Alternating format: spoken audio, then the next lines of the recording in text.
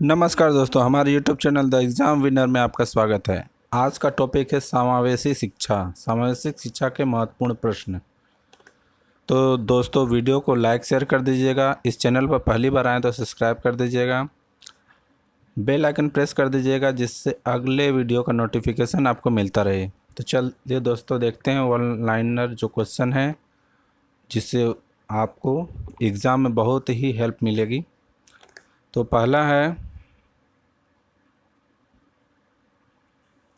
दो व्यक्तियों का संपर्क जिसमें एक व्यक्ति को किस प्रकार की सहायता दी जाती है कहलाता है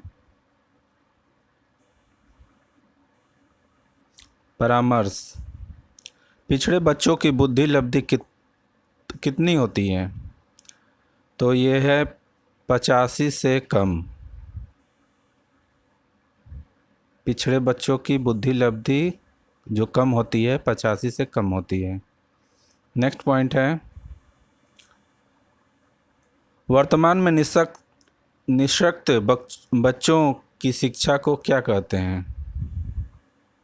समावेशी शिक्षा।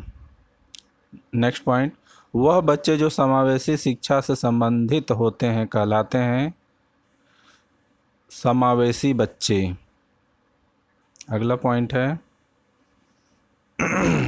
टर्मन के अनुसार प्रतिभाशाली बच्चों की बुद्धि लब्धि कितनी होती है? टर्मन के अनुसार प्रतिभाशाली बच्चों की बुद्धि लब्धि कितनी होती है? 140 से अधिक। समान बच्चे तथा विशिष्ट आवश्यकता वाले बच्चों दोनों की बुद्धि लब्धि होती है। समान बच्चे विशिष्ट आवश्यकता वाले बच्चों की बुद्धि लब्धि होती है 90 से 110%। अगला है, डॉक्टर मुखर्जी के अनुसार वरिष्ठ अध्यापक अथवा प्रधान अध्यापक द्वारा किए गए मूल्यांकन को क्या कहते हैं? निरीक्षण।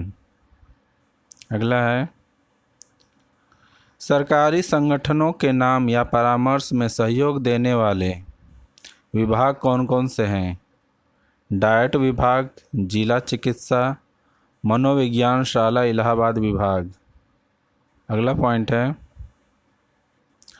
लायंस क्लब, रोटरी क्लब जैसी धर्मार्थ संगठन क्या है? गैर सरकारी संगठन, जिसको एनजीओ के नाम से भी जानते हैं।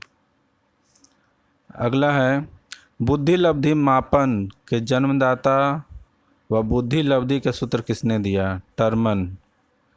उसका जो आईक्यू माप होता है, IQ = MA/CA × 100। अगला पॉइंट है, ये बहुत ही इम्पोर्टेंट है। नेक्स्ट, दृष्टि बाधित बालक किसकी सहायता से पढ़ते हैं? ब्रेल लिपि। ये भी बहुत इम्पोर्टेंट क्वेश्चन है। श्रवण बाधित जो सुन न सके बालक को पढ़ने के लिए कौन सी भाषा प्रयुक्त की जाती है? सांकेतिक भाषा। अगला है, भाषा विकास का सिद्धांत किसके द्वारा दिया गया? भाषा सिद्धांत, चॉम्स्की। प्रगतिशील शिक्षा के प्रतिपादक जॉन डीवी। निःशुल्क एवं अनिवार्य शिक्षा किस अनुच्छेद से संबंधित है? अनुच्छेद 21A। बहुत ही इम्पोर्टेंट है। मंडलीय मनोविज्ञान केंद्र कहाँ पर स्थित होता है? मंडलीय मनोविज्ञान केंद्र कहाँ पर स्थित होता है? जिले पर। शारीरिक रूप से अक्षम बच्चों को सामान्यतया होता है। शारीरिक रूप से अक्षम बच्चों को सामान्यतया होता है डिस्ग्राफिया। अगला है,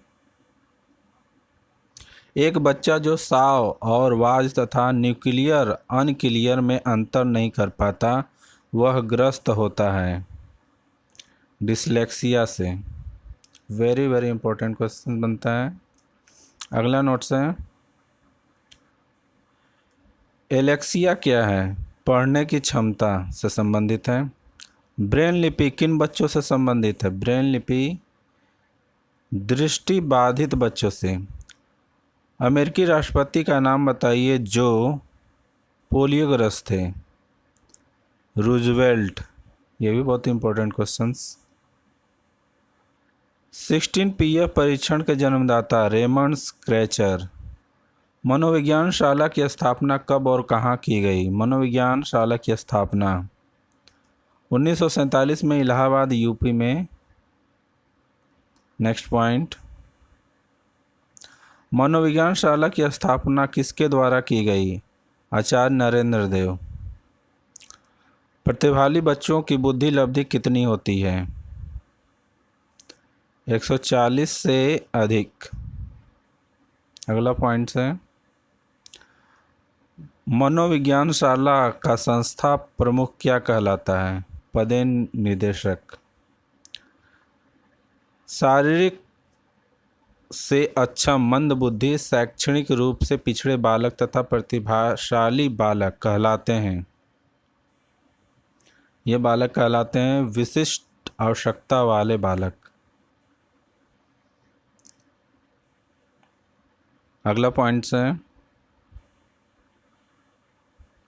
मनोविज्ञान शाला इलाहाबाद के संचालन हेतु कितने पद सृजित हैं?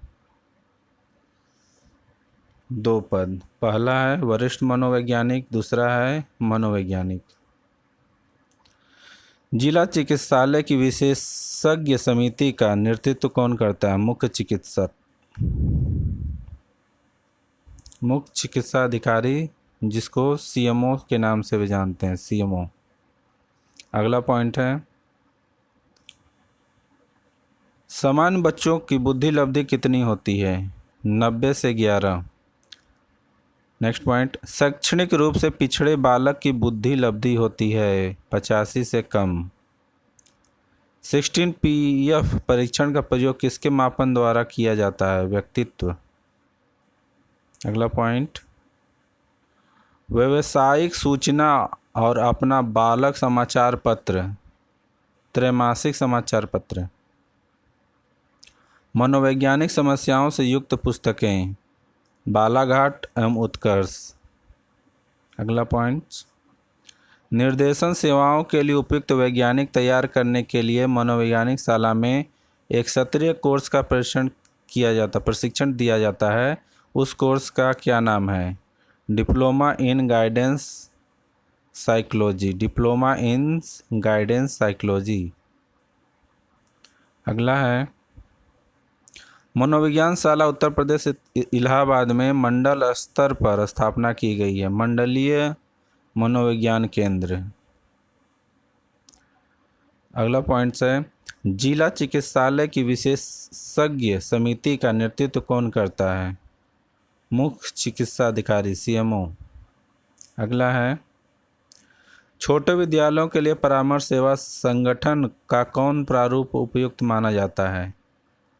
रेखा संगठन। उत्तर प्रदेश बेसिक शिक्षा अधिनियम कब अस्तित्व में आया? यह 1972 में आया है। बालकों को पर्याप्त वाचिक अधिगम बंद करने के लिए बच्चों को दिया जाने वाला अनुदेशन कहलाता है निर्देशन व परामर्श। अगला है, मंद बाधित बच्चे का डेसिबल स्तर कितना होता है? 55 से 69 डेसिबल, यानी 55 से 69 के बीच होता है। बाधिता का प्रतिशत 40 से 50% होता है। अगला पॉइंट है, कम बाधित बच्चों का डेसिबल स्तर होता है 35 से 51 डेसिबल, 35 से 51। बाधिता का परसेंटेज 45%। अगला है, गंभीर बाधित बच्चों का डेसिबल स्तर कितना होता है? 70 से 89 डेसिबल, 70 to 89। बाधिता का प्रतिशत होता है 50 to 57%। अगला पॉइंट है, पूर्ण बाधित गहन बाधित बच्चों का डेसिबल कितना होता है? 90 से 100 के बीच में, 90 to 100 डेसिबल। बाधिता का प्रतिशत होता है 100%। आंशिक शारीरिक रूप से अक्षम बच्चों को कितने वर्गों में बांटा जाता है? 4 वर्गों में बांटा जाता है। अगला पॉइंट है, पिछड़े बच्चों को परिभाषित करने के लिए प्रयोग करते हैं शैक्षणिक लाभ भी। पिछड़े बच्चे वे होते हैं जिसकी शैक्षणिक लाभ दिया शिक्षा अंक 5 से कम। यह कथन किसका है? सिरिल बर्ट का। नेक्स्ट पॉइंट, प्रतिभाशाली बच्चे की शिक्षा से संबंधित बिग हार्ट की पुस्तक का नाम है a survey of the education gifted children. ये भी इम्पोर्टेंट है। समान बच्चे का आईक्यू होता है 90 से 110। व्यक्तित्व संबंधी TAT परीक्षण का निर्माण किसने किया? मूरे और मॉर्गन ने। टर्मन के अनुसार प्रतिभाशाली बच्चों की बुद्धि लब्धि कितनी होती है? 140 से ऊपर। NIVH का पूरा रूप क्या है? National institute of visually handicapped. NIVH का full form national institute of visually handicapped. NIVH कहाँ स्थित है? देहरादून में। अगला पॉइंट है, शारीरिक बौद्धिक सामाजिक अन्य स्थितियों में भेदभाव के बिना सभी बच्चों को एक साथ शिक्षा देने की व्यवस्था है समावेशी शिक्षा। अगला है, IEDC योजना किससे संबंधित है? विकलांग बालकों हेतु सामाकेथिक शिक्षा योजना। अगला पॉइंट,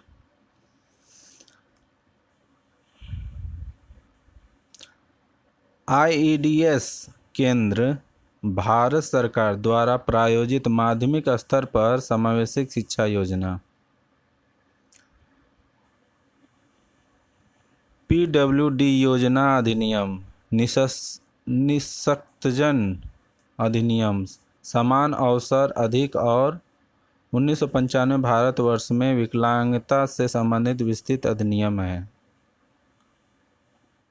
तो दोस्तों, ये थे इम्पोर्टेंट नोट्स, महत्वपूर्ण जो नोट्स बनते हैं समावेशी शिक्षा से।